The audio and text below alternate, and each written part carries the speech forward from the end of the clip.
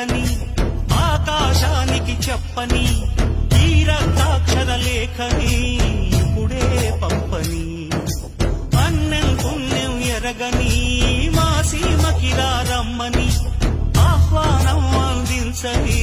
మెరిసే చూపుని తొలగింది ముప్పు అని నీలి మప్పు మనసారా నవ్వని చిరుజల్లు ముంపు మన ముంగిలంత ముత్యాలే చల్లని ఆశా సుగంధమైన